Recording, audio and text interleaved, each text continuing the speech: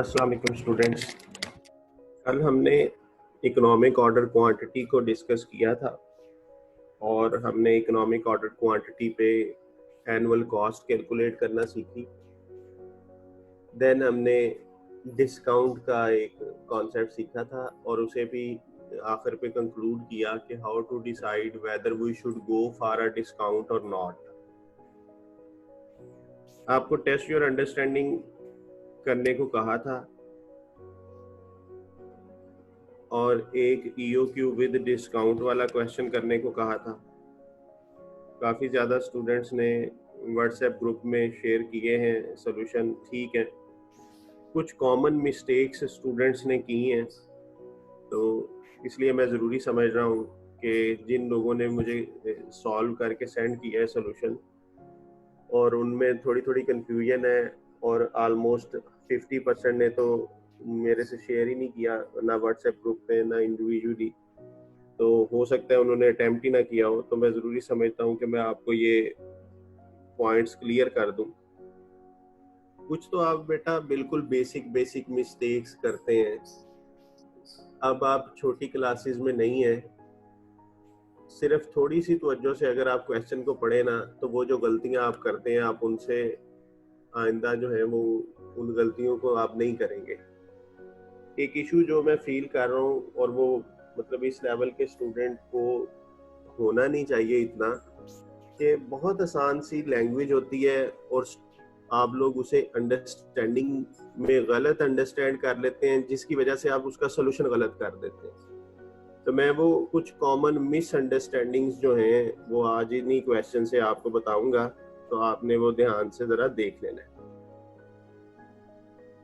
वैसे तो हर पेपर में ही आपको वर्डिंग बड़े ध्यान से पढ़नी होती है, उसकी अंडरस्टैंडिंग वही लेनी है जो लिखा हुआ है, ना कि उस चीज को अंडरस्टैंड करना है जो आप चाहते हैं। अक्सर ऐसा होता है कि हमने अगर पिछले सवाल में कोई चीज पढ़ी है तो हम उसको उसी तरीके से अंडरस्टैंड कर लेते हैं जिस तरीके से हम अंडरस्टैंड करना चाहते हैं। तो आपसे यही रिक्वेस्ट है कि आपने चीजें वो अंडरस्टैंड करनी है जो लिखी हुई है, ना कि जो आप अंडरस्टैंड करना चाहते हैं आप उसे अंडरस्टैंड ना करें, जो लिखा हुआ है उसे अंडरस्टैंड करें। Test your understanding 6। A company is planning to purchase 90,800 units of a particular item in a year ahead. तो ये आपकी एनुअल डिमांड होगी।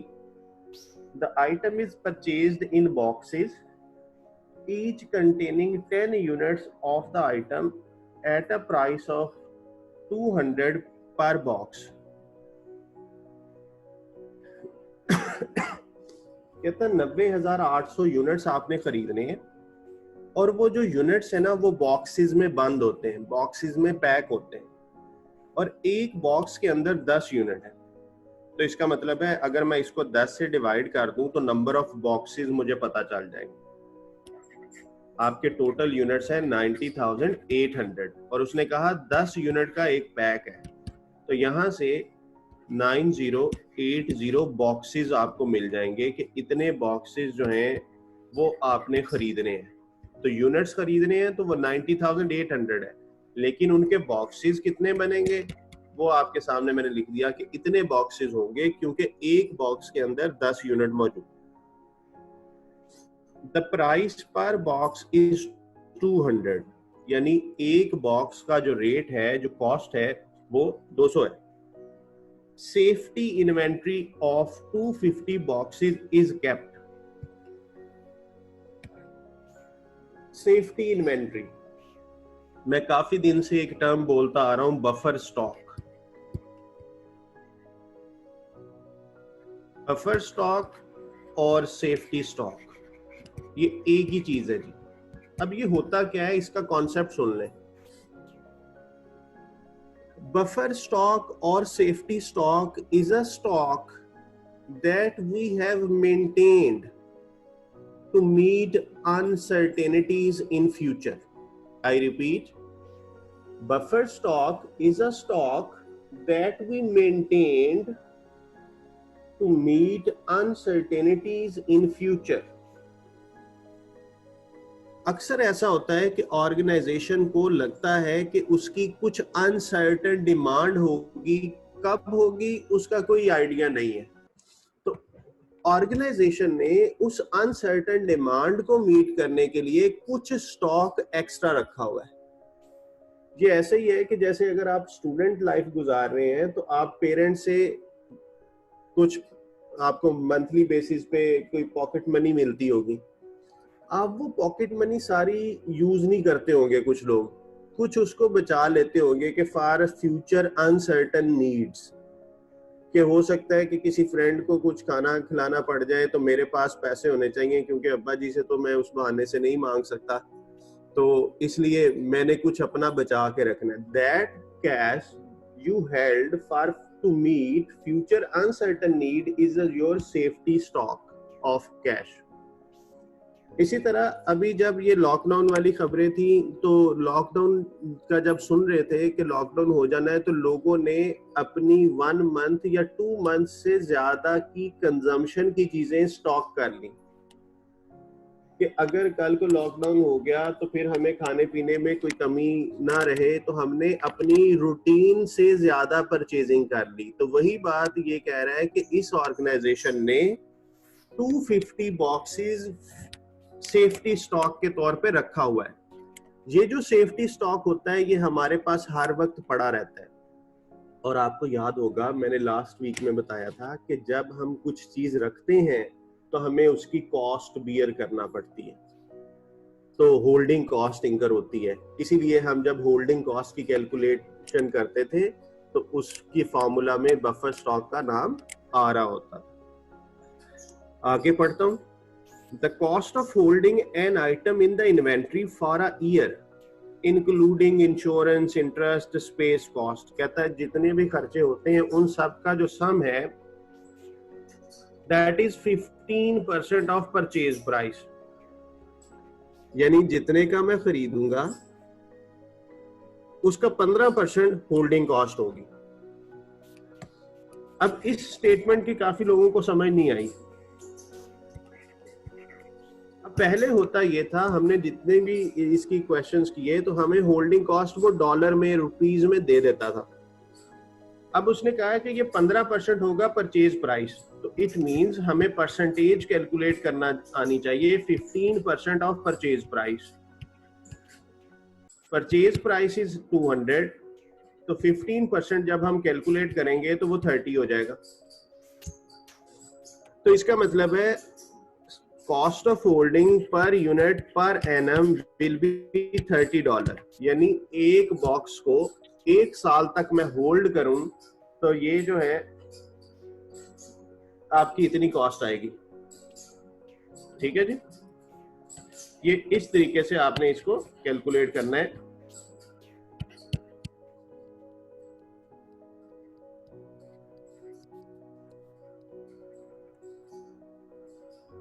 The cost of placing an order and receiving of order is to be estimated from the cost data collected related to a similar orders when the cost of 5910 were incurred on 30 orders. अब देखिए हमें चाहिए होता है cost per order, इसने हमें cost per order नहीं दिया। ये कहता है मेरे पैसे लगे थे 5910 जब मैंने 30 ऑर्डर प्लेस किए, तो इसका मतलब है एक ऑर्डर की कॉस्ट निकालनी है तो वो मैं निकाल सकता हूँ 5910 डिवाइडेड बाय 30, तो 30 ऑर्डर्स की इतनी कॉस्ट है। तो एक ऑर्डर की कितनी कॉस्ट होगी मुझे कमेंट बॉक्स में बताएं कि एक ऑर्डर पे कितनी कॉस्ट इंकर होगी। 5910 divided by 30,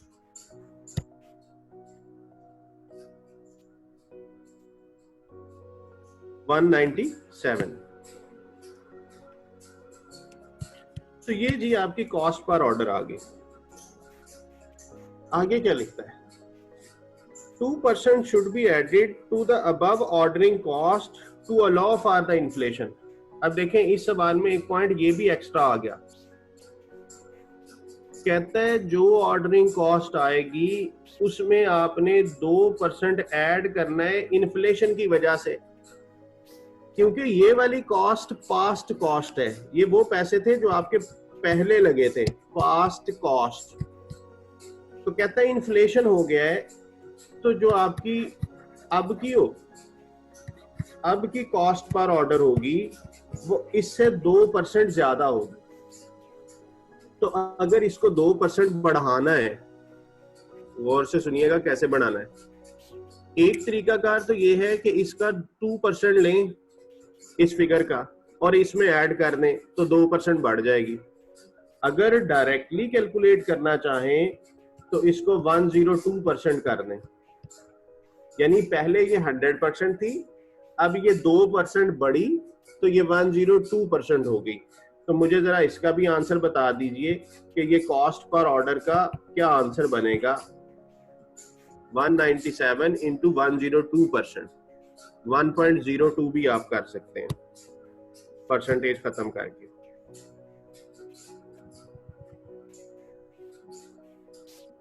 $200.94। Okay,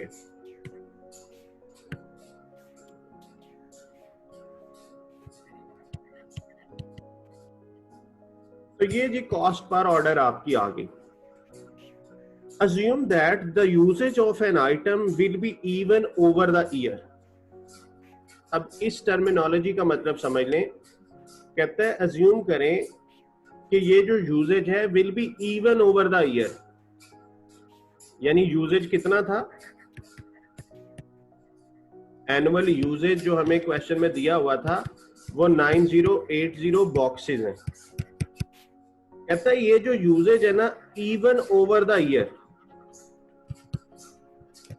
even over the year का मतलब होता है कि पूरे साल में एक जैसा, यानी अगर मंथली है तो मंथली एक जैसा ये चलेगा, वीकली है तो वीकली एक जैसा होगा, डेली है तो डेली एक जैसी कंजम्पशन है, यूजेज आपका सेम है, अप एंड डाउन नहीं है यूजेज में। हमें करना क्या है, the ordering quantity which minimise the total cost. Screen पे देखें, कहते हैं कि मुझे ऑर्डर क्वांटिटी बताइए, कौन सी order quantity, which minimizes the total cost. इसका मतलब है ये कहना चाह रहा है मुझे ईओक्यू बताएं, क्योंकि हमें पता है कि ईओक्यू ही वो क्वांटिटी होती है जिसपे कॉस्ट कम से कम लगती है। तो इट मींस मुझे ईओक्यू की कैलकुलेशन करनी है, तो मैं यहां पे ही कर लेता हूं।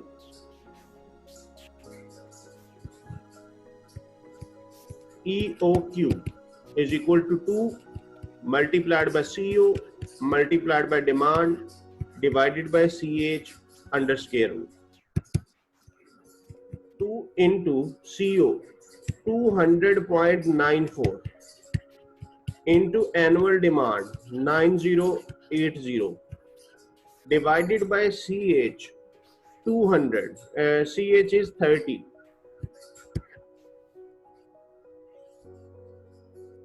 तो यहां से EOQ का आंसर बताइए,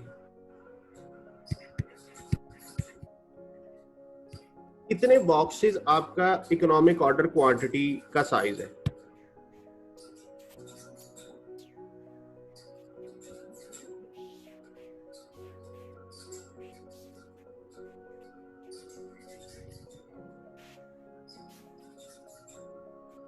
जी बच्चों, इसका आंसर बताइएगा, इकोनॉमिक ऑर्डर क्वांटिटी।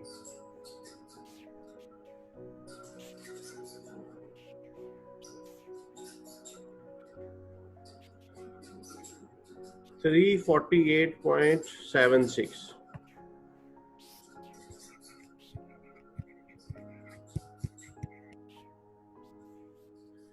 ये आंसर मुझे बताया गया है जी, यानी इतने बॉक्सेस जो हैं वो हम खरीदें। अब देखें, मैंने बॉक्सेस में कैलकुलेशन की है क्योंकि उसे यहां पे लिखना भी मैंने यही था बॉक्सेस, तो मैंने बॉक्सेस में ही कैलकुलेशन किया है, ये आंसर मेरा बॉक्सेस में है, इसीलिए मैंने डिमांड भी बॉक्सेस में लिखा था। 9080 बॉक्सेस थे ये, तो आंसर भी बॉक्सेस आया। अच्छा, अब आपको पता है कि जो बॉक्स होता है वो पूरा मिलता होता है, जो बॉक्स होता है वो पूरा मिलता है। ऐसा नहीं होता कि आपको आधा बॉक्स मिल जाए, तो अगर उसने यहाँ पे लिखा होता कि टू द नियरेस्ट बॉक्स, कि मुझे टू द नियरेस्ट बॉक्स बताएं, तो फिर टू द नियरेस्ट अगर लिखा होता उसने, तो फिर हमने करना ये था कि ये जो है इसको 349 कर देना था, क्योंकि टू द नियरेस्ट में हम पॉइंट को राउंड कर देते हैं। तो आपको पता है कि सीबी में कंप्यूटर के पास आंसर एक फिक्स फीड होता है, जो अगर आप उसके अलावा कोई आंसर लिखेंगे बेशक सही होगा तो गलत कर देगा। जैसे कि आपसे मैंने टेस्ट लिया तो बहुत सारे बच्चों ने, किसी ने कॉमा लगा दिया तो भी गलत हो गया, किसी ने डेसिमल कम लिखा तो भी गलत हो गया। तो इसी तरह अगर यहाँ पे भी लिखा होता टू द नियरेस्ट बॉक्स, तो आपने अगर 348.76 लिख दिया तो नंबर नहीं मिलेंगे आपको। आपको मार्क्स तभी मिलेंगे जब आप 349 लिखेंगे। तो ये पॉइंट भी याद रखना है कि अगर उसने टू द नियरेस्ट लिखा हो, टू द नियरेस्ट, तो नियरेस्ट का मतलब होता है कि डेसिमल के बाद कुछ ना आए। तो फिर आपने टू द नियरेस्ट में 348.76 को जब राउंड किया तो वो 349 बॉक्सेस हो गया। अच्छा, अब जी इसकी एक और रिक्वायरमेंट थी। कहता है, ये रिक्वायरमेंट जरा ध्यान से देखिएगा, this will mean ordering the item every. कहता है इसका क्या मतलब बनता है कि आइटम कब ऑर्डर की जाए, यानी कहना ये चाह रहा है कितने हफ्तों के बाद हम ऑर्डर करते हैं, कितने हफ्तों के बाद हम ऑर्डर करते हैं। तो ये जानने के लिए हमें सबसे पहले तो चाहिए होंगे number of orders, number of orders, और ये हमें पता है वो होता है annual demand divided by order size. Annual demand is 9080 divided by 348.76। तो मुझे बताइए नंबर ऑफ ऑर्डर्स कितने बने।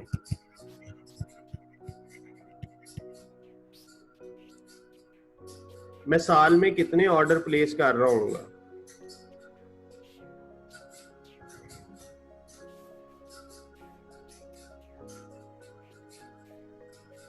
26.03 ऑर्डर्स, यानी मैंने साल में इतने ऑर्डर प्लेस करने हैं। अच्छा, अगर इसको भी टू द नियरेस्ट कर दें तो 26 ऑर्डर्स होंगे जी। ये 26 मैंने कैसे किया, टू द नियरेस्ट, यानी करीबी फुल फिगर। अब हमने ये नहीं बताना था कि कितने ऑर्डर हैं, हमने तो ये बताना था कितनी देर के बाद ऑर्डर प्लेस किया जाएगा। तो वो भी देख लें जी कैसे हमने कैलकुलेट करना है। आफ्टर हाउ मेनी वीक्स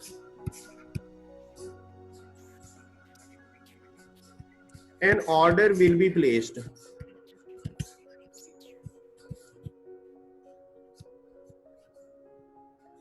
उसका फॉर्मूला बहुत आसान है, साल में कितने हफ्ते होते हैं 52। इस क्वेश्चन में कुछ नहीं बताया कि साल में कितने हफ्ते हैं, ये बात मैं आपको पहले भी बता चुका हूं कि सम टाइम क्वेश्चन में बता देता है there are 48 weeks, there are 40 weeks, तो फिर आपने वो वीक्स लेने हैं। लेकिन अगर ना बताए तो हमें पता है कि एक स्टैंडर्ड ईयर में 52 वीक्स होते हैं, और हमने कहा हमने साल में 26 ऑर्डर करने हैं, तो इसका मतलब है हर 2 हफ्ते के बाद हमारा ऑर्डर प्लेस हो रहा होगा। After every 2 weeks we will be placing an order, क्योंकि हमने साल में 26 ऑर्डर प्लेस करने हैं, तो पूरे साल में 52 हफ्ते हैं, तो हम हर 2 हफ्ते के बाद ऑर्डर प्लेस कर रहे होंगे। तो आप इस चीज को नोट कर लें, इसका स्क्रीनशॉट ले लें। तो यहां से हमें पता चला कि हम कितने दिन के बाद ऑर्डर प्लेस कर रहे होंगे।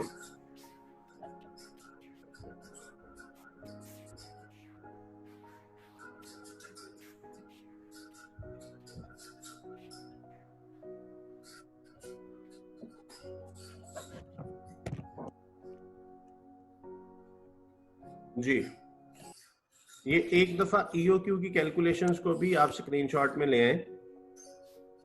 Test your understanding 6।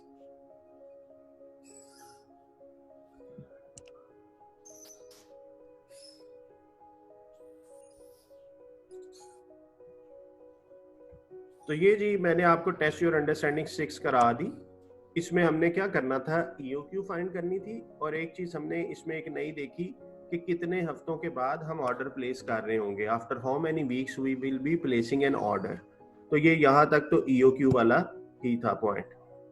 अब मैं अगली चीज आपको ये बताऊंगा, जो डिस्काउंट वाली एक टेस्ट योर अंडरस्टैंडिंग आपको दी थी, ईओक्यू विद डिस्काउंट, वो आपको मैंने कल कॉन्सेप्ट बताया था। ये इलस्ट्रेशन तो सॉल्व हुई है। टेस्ट योर अंडरस्टैंडिंग जो है वो हम आपसे डिस्कस करता हूँ। ये टेस्ट योर अंडरस्टैंडिंग 7, ये भी थोड़ी सी टेक्निकल थी, इसमें स्टूडेंट्स ने कुछ कॉमन मिस्टेक्स की हैं, तो वो आज इसको देख लेंगे। W Limited is a retailer of beer barrels. The company has an annual demand of 36,750 barrels. अब यूनिट्स की बजाय उसने बैरल्स लिख दिए हैं। The barrel cost $12 each. Fresh supplies can be obtained immediately, but ordering cost and the cost of carriage inward are $200 per dollar. तो ये ordering cost जो है वो आपकी 200 पर ऑर्डर है। The annual cost of holding 1 barrel in inventory is estimated to be, ये inventory की कॉस्ट है, यानी एक बैरल की होल्डिंग कॉस्ट जो है वो 1.2 है। The economic order quantity has been calculated to be 3500 barrels. EOQ उसने खुद ही कैलकुलेट कर दिया है, तो आपको EOQ कैलकुलेट नहीं करना। तो EOQ जो है वो 3500 बैरल उसका आंसर आ गया। The supplier introduces a quantity discount of 2% on the orders of at least 5000 barrels. कहता है मैं आपको 2% डिस्काउंट दूंगा अगर आप मुझे कम से कम 5000 बैरल का ऑर्डर दें, and 2.5% on order at least 7500 barrels. यानी ये एक तरह से एक सवाल के अंदर 2 कैलकुलेशंस हो जाएंगी। तो ये समझे 2 सवाल हो गए आपके, कि एक दफा मुझे कंपैरिजन करना है कि मुझे 5000 ऑर्डर करना चाहिए या 7500 करना चाहिए, तो जो बेस्ट ऑप्शन होगी उसकी तरफ हम जाएंगे। रिक्वायर्ड क्या है, determine whether the least cost order quantity is still EOQ. कहता है मुझे बताइए कि क्या मैं अब भी सबसे सस्ता ऑर्डर साइज ईओक्यू को ही समझूं। तो इसको कैलकुलेट कर लेते हैं। तो आपको मैंने इसकी कैलकुलेशन का तरीका बच्चों ये बताया था कि आपने 3 चीजें कैलकुलेट करनी होती हैं, ईओक्यू पे भी और वो नए ऑर्डर पे भी। Number 1, annual purchasing cost.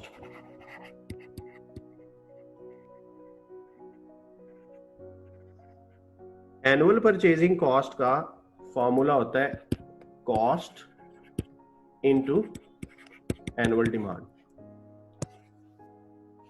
अब अगर आप इस क्वेश्चन में देखें तो एनुअल डिमांड है 36,750 बैरल और एक बैरल की कॉस्ट है 12। 36,750 इंटू 12, तो ये बता दें ये कितना आता है। ये आपकी एनुअल परचेजिंग कॉस्ट होगी।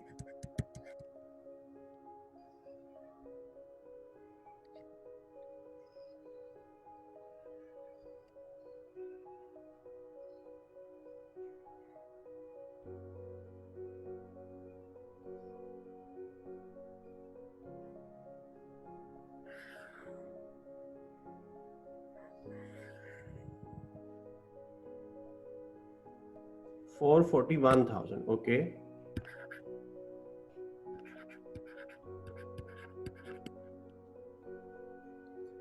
Then annual ordering cost.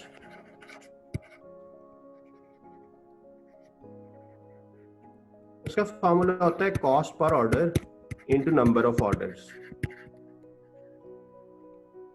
Cost per order is given in question 200, so CO is 200 number of orders, annual demand 36,750 divided by order size 3500, annual ordering cost जो है वो भी बता दें।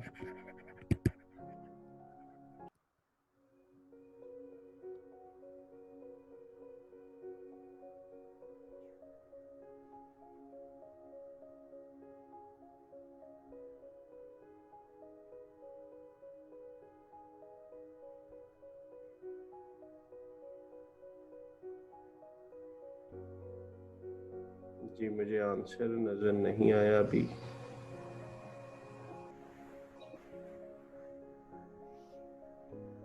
$2100, okay.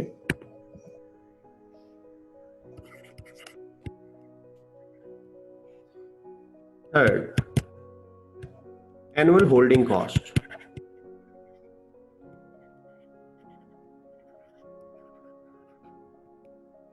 CH into average inventory।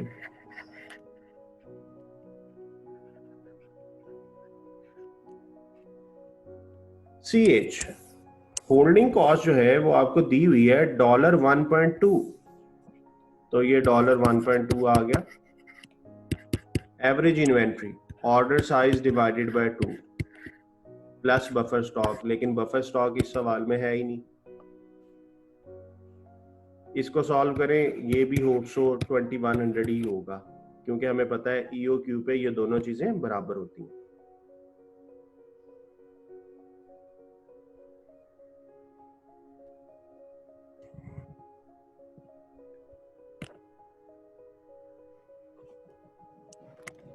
तो total cost हमारी कितनी बनी?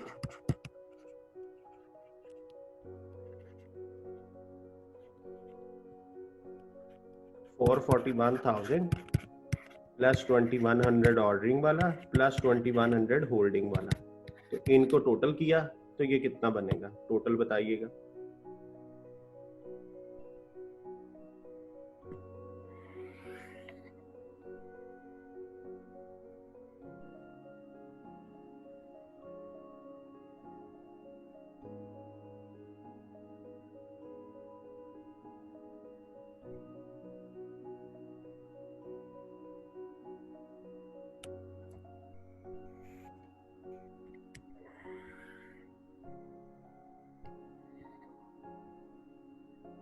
$445,200, 445,200, ठीक है जी। ये हमने कॉस्ट फाइंड कर ली एट EOQ। अब हमें ये डिसाइड करना है कि शुड वी लीव EOQ और नॉट। तो इसका मतलब है उसने हमें दूसरा कोई और लेवल दिया हुआ है, ऑर्डर साइज। अगर हम ऑर्डर साइज जो है 5000 रखें,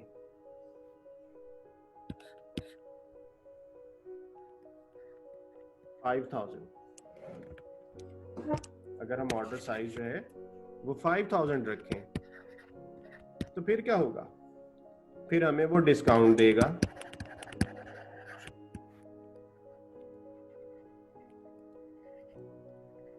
कितना डिस्काउंट देगा?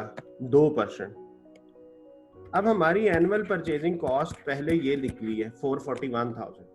अब इस पे 2% ऑफ मिल जाएगा, यानी 98% हमने देना होगा। तो इसका 98% कितना बनेगा? 2% हमें डिस्काउंट मिल गया इस परचेजिंग कॉस्ट पे।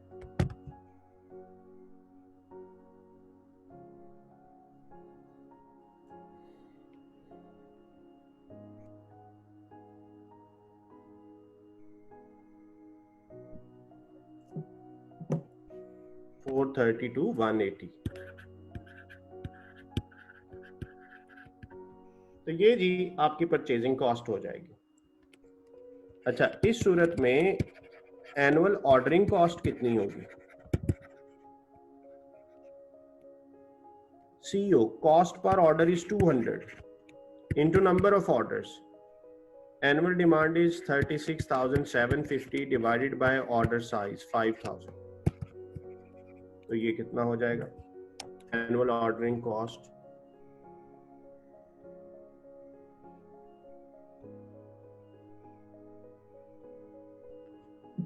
1470.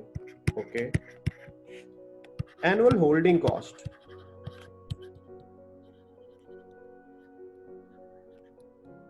CH 1.2 into order size divided by 2. अब मैं फॉर्मूलाज नहीं लिख रहा क्योंकि मैंने बार बार कई दफा फॉर्मूलाज लिख लिए हैं, अब मैं जस्ट वैल्यूज पुट कर रहा हूं।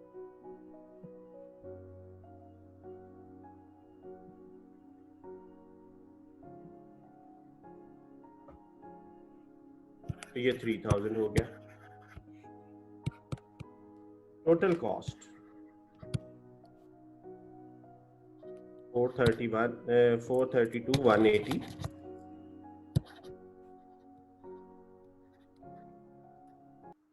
Plus 1470 plus 3000।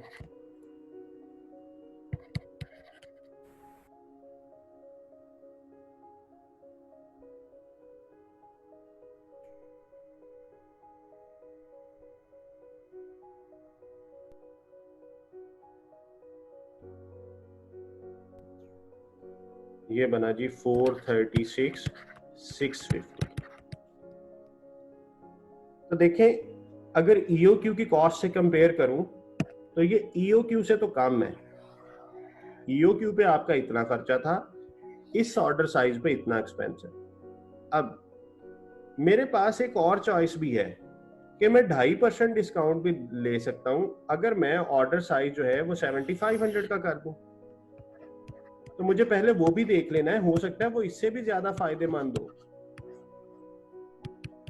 हो सकता है कि 7500 मेरे लिए ज्यादा सूटेबल हो। तो इस सूरत में एनुअल परचेजिंग कॉस्ट कितनी होगी वो देख लेते हैं। हमारी ओरिजिनल परचेजिंग कॉस्ट थी 441,000। अब मुझे 2.5% डिस्काउंट मिलेगा तो 97.5% मुझे पे करना होगा।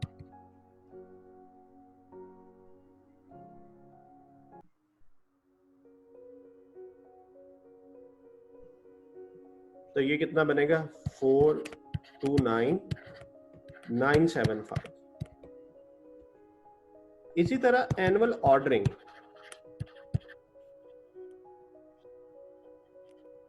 Cost per order is 200,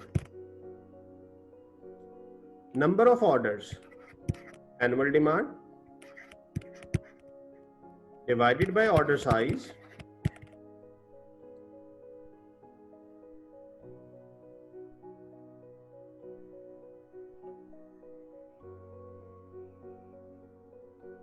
$980. Then annual holding cost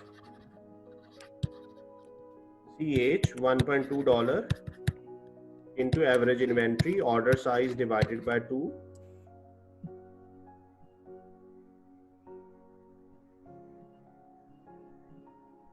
$4,500।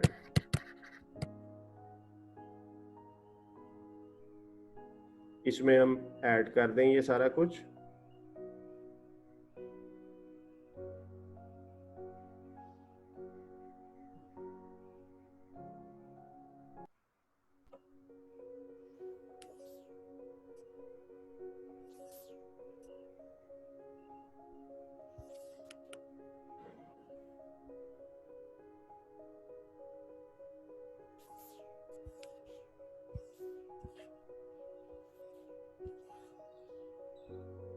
तो इसका टोटल बना जी 435 455।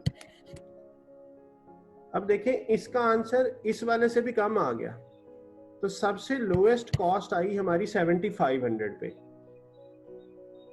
तो हमें ये पता चल गया कि if we order 7500 barrels it is having a lowest possible cost. हमने बताना क्या था? हमने बताना था कि क्या स्टिल EOQ बेस्ट है? नहीं। तो इसका आंसर होगा as the lowest cost is at 7500 barrels, therefore the new order size will be 7500 barrels। तो ये जी इसका स्क्रीनशॉट आप ले ले। ये मैंने तीनों ऑर्डर साइज जो है उन पे तीनों कैलकुलेशंस आपको कर दी हैं। उम्मीद है कि आप इसमें जो आपको थोड़े थोड़े मसले आते होंगे वो आपको समझ आ गए होंगे।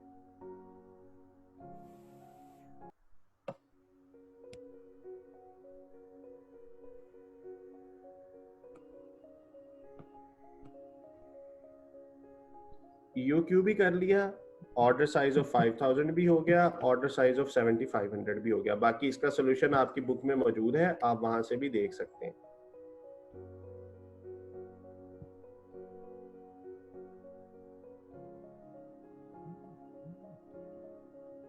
एक बड़ा सिंपल सा सवाल आया है जी, डिस्काउंट के बाद ऑर्डरिंग कॉस्ट और होल्डिंग कॉस्ट सेम क्यों नहीं आई? तो ये मैंने आपको पहले बताया था कि ऑर्डरिंग कॉस्ट और होल्डिंग कॉस्ट सिर्फ EOQ पे बराबर होती है। यही तो MCQ भी बताया था कि at EOQ annual ordering cost will be equal to annual holding cost. EOQ के अलावा ये किसी भी पॉइंट पे बराबर नहीं होते। अब देखें, स्टूडेंट ने क्या पिक कर लिया, स्टूडेंट ने अपनी मर्जी से एक कॉन्सेप्ट पिक कर लिया कि ये दोनों बराबर होते हैं, हालांकि मैंने ये सरासर बताया ही नहीं है कि ये दोनों हमेशा बराबर होते हैं। तो यही बात जो मैं क्लास के शुरू में कर रहा था कि बेटा वो चीजें अंडरस्टैंड करें जो आपको बताई जाती हैं, ना कि वो अंडरस्टैंड कर लें जो आप खुद से समझना चाहते हैं। तो देखिए, आपने कॉन्सेप्ट पिक किया कि ऑर्डरिंग कॉस्ट और होल्डिंग कॉस्ट बराबर होती हैं, लेकिन कब बराबर होती हैं ये पिक ही नहीं किया आपने। तो इसलिए प्लीज वो चीजें सीखें जो आपको सिखाई जा रही हैं, और उसका वाहिद हल कंसंट्रेशन है। कंसंट्रेशन के साथ, तवज्जो के साथ पढ़ा करें। एनुअल ऑर्डरिंग कॉस्ट और होल्डिंग कॉस्ट सिर्फ और सिर्फ EOQ पे बराबर होती हैं, बाकी किसी और जगह पे ये बराबर नहीं है। तो अगर आपके कॉन्सेप्ट सही हैं तो आपके गलत सवाल अराइज ही नहीं होंगे।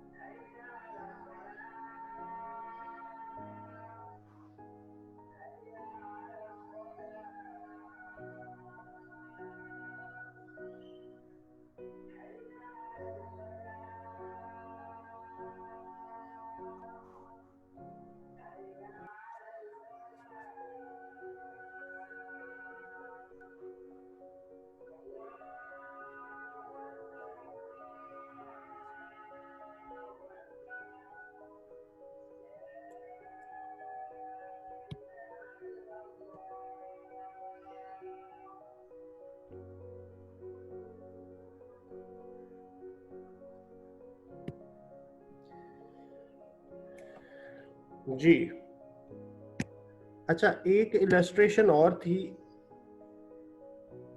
ये वाली जो आपको अब स्क्रीन पे नजर आ रही है। इसमें उसने लिखा हुआ है holding cost is 20% per annum of the value of inventory. इस पे भी कुछ स्टूडेंट्स ने कंफ्यूजन्स का शिकार मैंने देखा है कुछ स्टूडेंट्स को। बेटा इस सवाल में ना CH उसने रुपीज में या डॉलर में नहीं दी हुई, उसने कहा है कि ये होगा 20% किसका, वैल्यू ऑफ इन्वेंट्री, यानी जितने की इन्वेंट्री होगी उसका 20%। अब इन्वेंट्री कितने की है वो उसने लिखा है कि वो कितने की खरीदता है, 1.2 की। तो इट मींस ये 20% होगा 1.2 डॉलर का। तो ये होल्डिंग कॉस्ट आपको निकालनी पड़ी 0.24। तो ये भी कुछ लोगों को कंफ्यूजन थी कि ये 20% है तो अब इसको कैसे लेंगे। तो ये 0.24 आएगा जी, ये वैल्यू ऑफ इन्वेंट्री पे था। अच्छा, एक पॉइंट आपको मैं यहाँ पे बताना चाहता हूँ कि इससे तो आप EOQ तो कैलकुलेट कर लेंगे, इस आंसर से EOQ कैलकुलेट हो जाएगी फॉर्मूला में वैल्यूज पुट करके, 2 into COD divided by CH under square root. अगर इसमें भी डिस्काउंट का एलिमेंट आ जाए, क्योंकि एक इलस्ट्रेशन कल एक स्टूडेंट ने शेयर की थी किसी ग्रुप में कि अगर इसमें भी डिस्काउंट आ जाए तो देखें जब डिस्काउंट होगा तो आपकी वैल्यू ऑफ इन्वेंट्री में कमी आएगी। सपोज करें 2% डिस्काउंट होता है तो आपकी जो वैल्यू ऑफ इन्वेंट्री है वो 2% कम हो जाएगी।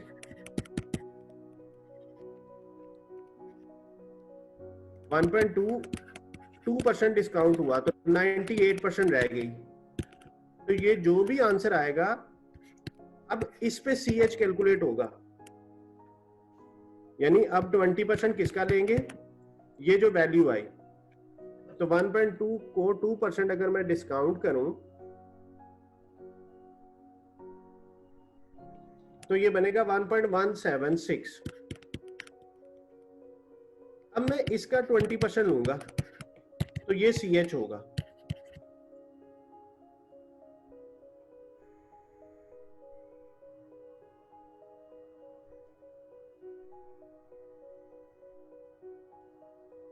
तो ये बना 0.23।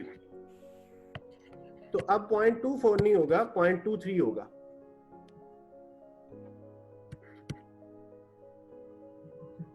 तो ये तरीकाकार आपने अप्लाई करना है अगर ऐसा हुआ कि होल्डिंग कॉस्ट परसेंटेज में दी हो कि जो वैल्यू ऑफ इन्वेंट्री है उसका 20%, तो फिर आपने इस तरीके से कैलकुलेट करना है। और अगर इसमें डिस्काउंट आ जाए तो जो डिस्काउंटेड फिगर होगी उसका 20%, क्योंकि हमारे क्वेश्चन में लिखा हुआ है वैल्यू ऑफ इन्वेंट्री का 20%। तो वैल्यू ऑफ इन्वेंट्री जो भी होगी हम उसका 20% लेंगे। तो अगर वैल्यू ऑफ इन्वेंट्री जो है वो कम होती है तो CH भी ऑटोमेटिकली कम हो जाएगी। तो ये एक टेस्ट योर अंडरस्टैंडिंग थी इसी बुक में। तो जो जिन्होंने नहीं की वो करेंगे तो उनको ये पता चल जाएगा कि अच्छा सर यही पॉइंट बता रहे थे जी आज। अच्छा, यहां तक मैंने आपको जो पढ़ाया ना, यहां तक मैंने अजम्पशन ली हुई थी कि हम जो खरीदते हैं बाहर से खरीदते हैं, इसलिए इसका नाम था इकोनॉमिक ऑर्डर क्वांटिटी, यानी मैं खरीदता हूं। यानी ये मॉडल किस पे अप्लाई होगा, हर वो चीज जो हम बाय करते हैं, वो फिनिश गुड्स हो सकती हैं, वो रॉ मटेरियल हो सकता है, कुछ भी जो हम बाय करते हैं उसे उस पे हमने ये मॉडल लगाना है कि जब भी बाय करना है इतना बाय करना है। अब ऐसा भी होता है कि अक्सर ऑर्गेनाइजेशंस खुद प्रोड्यूस करती हैं, प्रोडक्शन कर रही होती हैं। तो जब प्रोडक्शन करते हैं, जैसे अगर आप देखें ओरिएंट इलेक्ट्रॉनिक्स, तो ये प्रोडक्शन करती है कंपनी किस चीज की, AC की, रेफ्रिजरेटर की, बहुत सारी प्रोडक्ट्स हैं। तो इन्होंने कितनी प्रोडक्शन करनी है, मसलन अगर AC को लें तो AC का एक पर्टिकुलर मॉडल जो है वो मॉडल कितने यूनिट इन्होंने प्रोड्यूस करने हैं। तो अब हम जरा प्रोडक्शन के लिहाज से देखते हैं कि प्रोडक्शन के लिहाज से ऑप्टिमम प्रोडक्शन क्वांटिटी क्या है। ऑप्टिमम प्रोडक्शन क्वांटिटी तो उसे कहते हैं EBQ, economic batch quantity. EBQ, economic batch quantity, economic batch quantity. ये वाला मॉडल तब यूज होगा जब हम प्रोडक्शन फाइंड करना चाहते हैं कि मुझे कितने यूनिट इकट्ठे बनाऊं तो सस्ता पड़ेगा। इकोनॉमिक का मतलब है सस्ता होना, lowest possible cost. Batch quantity यानी मुझे बैचेस कितने बनाने हैं, बैच की कितनी क्वांटिटी बनानी है, तो उसे कहते हैं EBQ। और जो EBQ है, इकोनॉमिक बैच क्वांटिटी, उसका फार्मूला उसी से मिलता जुलता है, बस इसमें एक चीज नई है, 2 into CO into D divided by CH into 1 minus D over R। CO EOQ में होता था ऑर्डरिंग कॉस्ट, यहां पे ऑर्डर नहीं करेंगे, यहां पे हम प्रोडक्शन करेंगे। जब भी प्रोडक्शन की जाती है तो हमें इनिशियली सेटअप लगाना पड़ता है, तो यहां CO होगी कॉस्ट पर सेटअप। अब ये कॉस्ट पर सेटअप का क्या मतलब है, एक स्टूडेंट के लेवल पे अभी इतना एक्सपोजर नहीं होता कि आप सेटअप को समझ सकें। मैं आपको एक बिल्कुल आसान सी एग्जांपल देता हूं कि अक्सर लोगों ने देखा होगा कि जो फार्मर होता है वो फसल काश्त करता है, तो जब वो फसल काश्त करता है तो हर दफा उसे हल चलाना पड़ता है, फिर पानी भी लगाना पड़ता है। तो ये जो उसने तैयारी की है प्रोडक्शन करने की, इसको सेटअप कहते हैं। अब अगर ओरिएंट कंपनी ने एसी बनाना है तो आपको पता है ये एसी की पर्टिकुलर शेप्स है, इनडोर की शेप और है, आउटडोर की शेप और है, और मॉडल टू मॉडल इनडोर की शेप डिफरेंट है। तो ये सारा कुछ बनता तो मशीनों से ही है। तो जब हम एक पर्टिकुलर प्रोडक्ट बना रहे होते हैं तो हमने अपने मशीन को सेटअप किया होता है उसकी शक्ल और सूरत के मुताबिक। तो हम जब वो चीजें जितनी बनाते हैं वो उसी मॉडल के मुताबिक बनती हैं। फिर जब हम मॉडल चेंज करते हैं तो हमें उस सेटअप को थोड़ा सा चेंज करना पड़ता है। सो CO is the cost per setup. और आपको सेटअप का कॉन्सेप्ट भी समझ आ गया होगा कि सेटअप वो इनिशियल प्रिपरेशन है जो हम प्रोडक्शन करने से पहले करते हैं। तो उस पे हमारे जो पैसे लगेंगे हर दफा उसे CO कहेंगे। D एनुअल प्रोडक्शन है कि हमने साल में कितनी प्रोडक्शन करनी, एनुअल डिमांड लिखेंगे। D is the annual demand. CH उसी तरह holding cost per unit per annum. अब इसमें R है एनुअल प्रोडक्शन।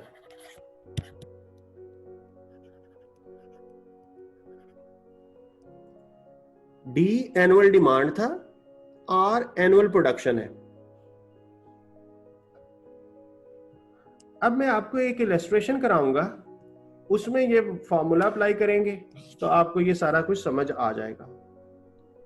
ये देखिए जी, Q is the batch size यानी quantity, D is the annual demand, CH is the holding unit 1 unit per annum, CO cost of setting up 1 batch यानी वही setup की cost, R annual replenishment rate.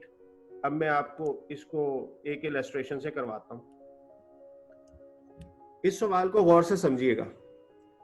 Production is set at 50 units per week, यानी मैं एक हफ्ते में 500 unit बनाऊंगा। Demand is 10,000 units per annum.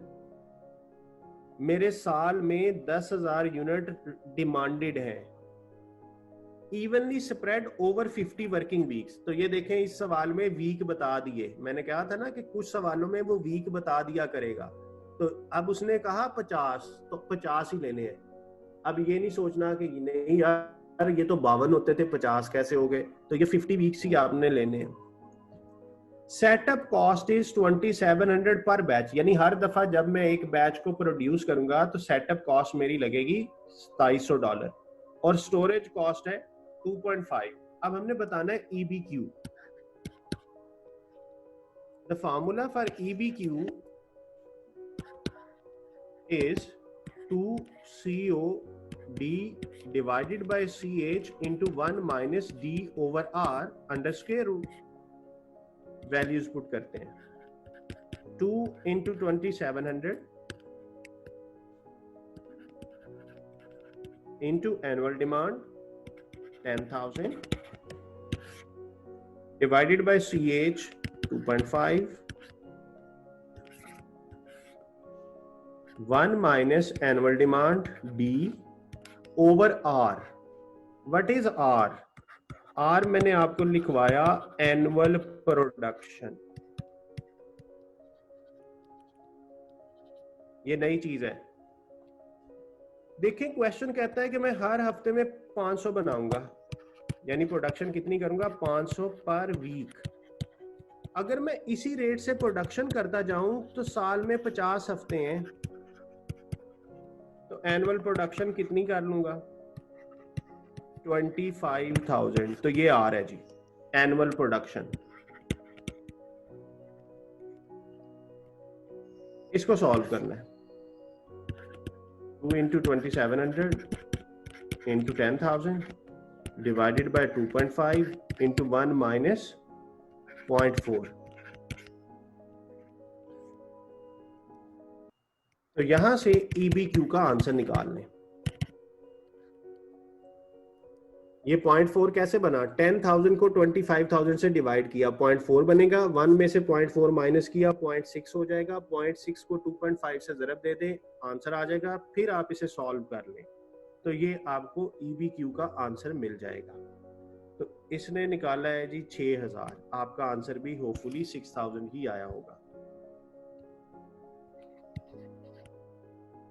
तो इसका मतलब ये हुआ कि आपने जब भी प्रोडक्शन करनी है 6000 यूनिट्स की करनी है, 6000 से कम नहीं करनी। क्योंकि बात मैंने यहां से स्टार्ट की थी ना कि ओरिएंट ने अगर एसी का मॉडल बनाना है तो कितने यूनिट इकट्ठे बनाए, तो इसका बैच साइज क्या होगा। तो आपने बता दिया कि इसे 6000 यूनिट्स का एक बैच बनाना है। Economic batch size, economic batch quantity. तो ये जी इसको भी आप नोट कर लें, स्क्रीनशॉट ले लें। ये हमने इलस्ट्रेशन की है। आपने करना क्या है, आपने इसकी ये थ्योरेटिकल रीडिंग भी करनी है, व्हाट इज EPQ। तो इसको पढ़ लीजिएगा, ये इसी की इलस्ट्रेशन है एक।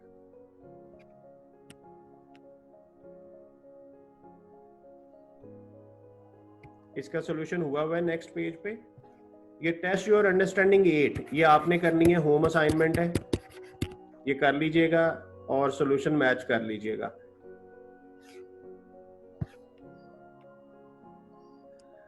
अब दो बातें आखिरी हमारी छोटी छोटी रह गई हैं जो हमने आज करनी है, एक मैक्सिमम इन्वेंट्री लेवल और एक मिनिमम इन्वेंट्री लेवल।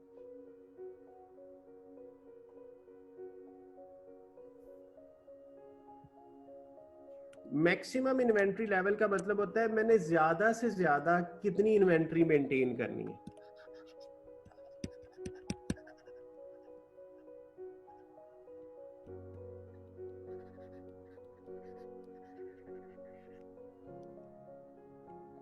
तो इसका फॉर्मूला है जी reorder level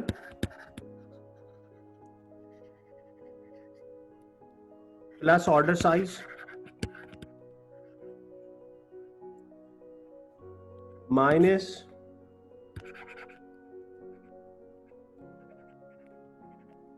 minimum usage multiplied by minimum lead time. तो यहां से मैक्सिमम इन्वेंट्री लेवल का आंसर आ जाएगा। और इसी तरह मिनिमम इन्वेंट्री लेवल का भी एक फार्मूला है, वो लिख देता हूं, फिर एक इलस्ट्रेशन कराऊंगा दोनों की। रीऑर्डर लेवल, ये रीऑर्डर लेवल को मैंने शॉर्ट फॉर्म में लिख दिया, minus average inventory, sorry average inventory नहीं, एवरेज यूजेज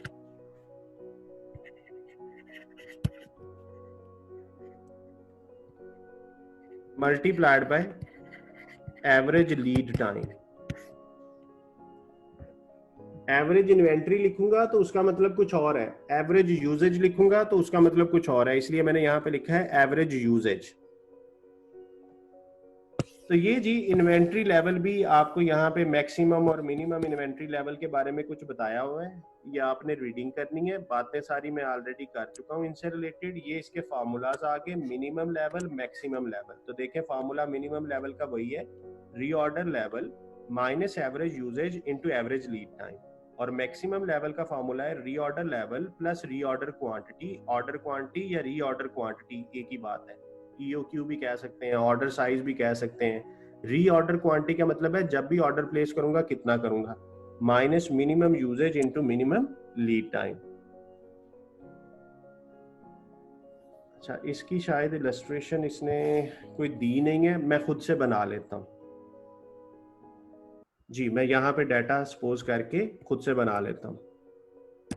मैं सपोज करता हूं कि आपको उसने क्वेश्चन में यूजेज दिया हुआ है, कहता है यूजेज है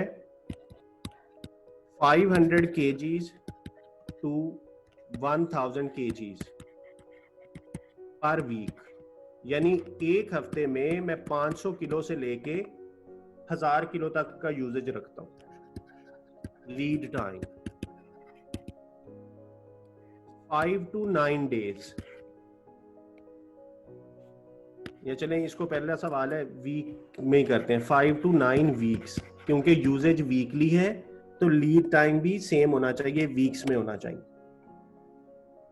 रीऑर्डर साइज, यानी जब भी मैं नया ऑर्डर प्लेस करता हूं तो रीऑर्डर साइज इज 10,000 kgs, जब भी खरीदना है 10,000 खरीदना है। अब हमें इस सवाल से बनानी है दो चीजें, तीन चीजें सॉरी। एक तो रीऑर्डर लेवल बताना है, फिर एक मैक्सिमम इन्वेंट्री बतानी है, और एक मिनिमम इन्वेंट्री बतानी है। ये तीनों फॉर्मूलाज हम पढ़ चुके हैं, बस अब हमने इसमें वैल्यूज पुट करनी है। रीऑर्डर लेवल का मैंने फॉर्मूला पहले लेक्चर में बताया था, इन्वेंट्री के पहले lecture. Reorder level is equal to maximum usage multiplied by maximum lead time. और मैंने उस दिन आपको इसकी लॉजिक बताई थी।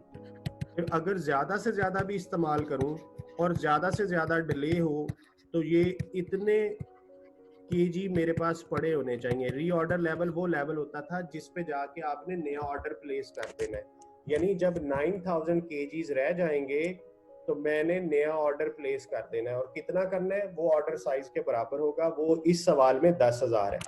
तो होप्स हो कि आपको ये रीऑर्डर लेवल रिवाइज हो गया। Maximum usage multiplied by maximum lead time.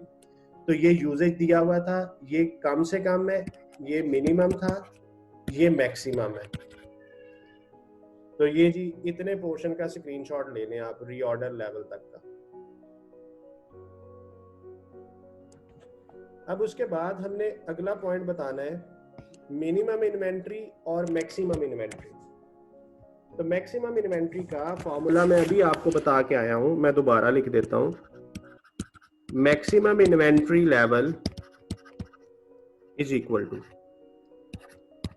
Reorder level plus order size minus minimum usage multiplied by minimum lead time. Values put करते हैं। रीऑर्डर लेवल अभी फाइंड किया 9,000। रीऑर्डर साइज हमें सवाल में खुद ही बताया हुआ है 10,000। मिनिमम यूजेज, कम से कम यूजेज कितना है 500, और कम से कम लीड टाइम कितना है 5। तो ये 19,000 हो गया माइनस 2500, तो ये बन जाएगा जी आपका 16,500। इतने केजीज आपने ज्यादा से ज्यादा मेंटेन करने हैं। This is the maximum inventory level. इससे ज्यादा आपकी इन्वेंट्री का लेवल नहीं होना चाहिए किसी भी टाइम पे। मिनिमम की बात करते हैं, कम से कम कितना होना चाहिए। Reorder level minus average usage multiplied by average lead time. Reorder level is 9,000। Average usage जी इधर देखिए, ये मिनिमम और मैक्सिमम दिया हुआ है। और जब आप छोटे थे एवरेज का कॉन्सेप्ट सीखा था आपने 5वीं 6वीं क्लास में, तो तब आपने देखा होगा कि एवरेज लेना हो तो जितनी चीजें दी होती हैं उनको जमा करो और उन पे डिवाइड कर दो n पे। तो अगर मुझे एवरेज यूजेज निकालना है तो मैं क्या करूं, मैक्सिमम और मिनिमम को ऐड करूं, डिवाइडेड बाय 2 कर दूं, तो एवरेज यूजेज 750 आ गया। और इसी तरह अगर मुझे एवरेज लीड टाइम चाहिए तो मैं यही रूल लीड टाइम पे अप्लाई कर दूं, 5 + 9/2, तो ये 7 वीक्स आ जाएगा। तो ये एवरेज यूजेज और एवरेज लीड टाइम 750 × 7, तो ये 750 × 7 करेंगे तो ये आ जाएगा जी 5250।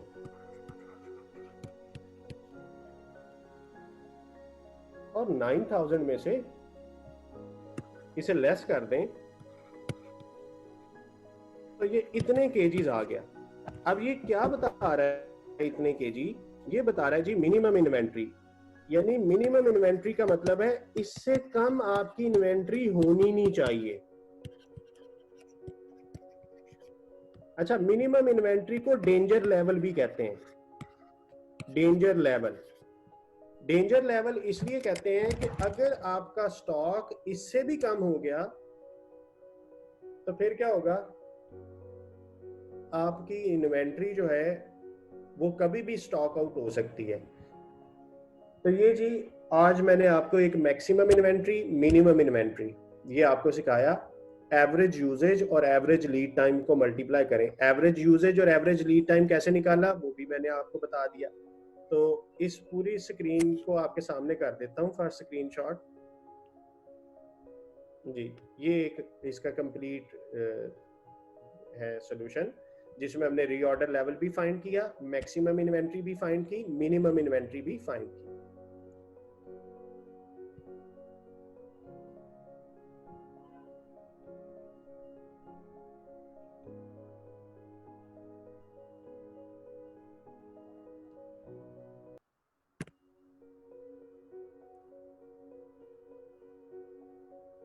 आज का एक लास्ट छोटा सा पॉइंट, एक वर्ड आया एवरेज इन्वेंट्री और अभी एक वर्ड पड़ा एवरेज यूजेज।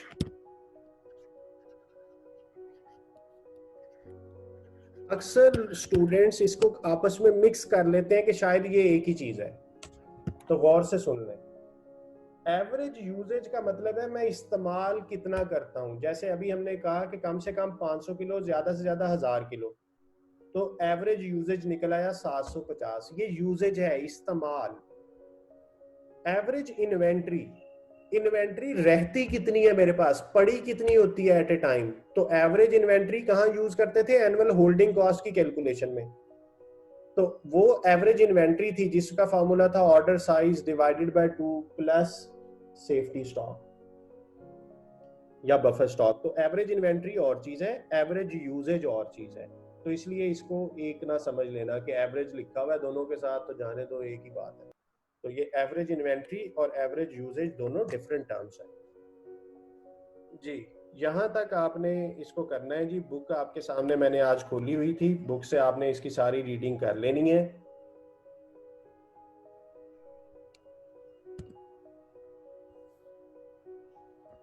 अब देखें, ये हम क्वेश्चन नंबर 1 कर चुके हैं, 2 भी कर लिया, हाउ टू परचेज भी कर लिया, मैक्सिमम इन्वेंट्री, मिनिमम इन्वेंट्री, ये सारा कुछ कर लिया। अब इस चैप्टर में हमारे ये 2 काम रह गए, तो ये इंशाल्लाह फिर ऑनवर्ड लेक्चर्स में होंगे।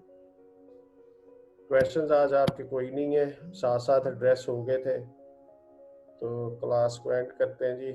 इतना काम जो आपको मैंने करवाया है इसको आप कर लीजिएगा, इंशाल्लाह कल मिलते हैं।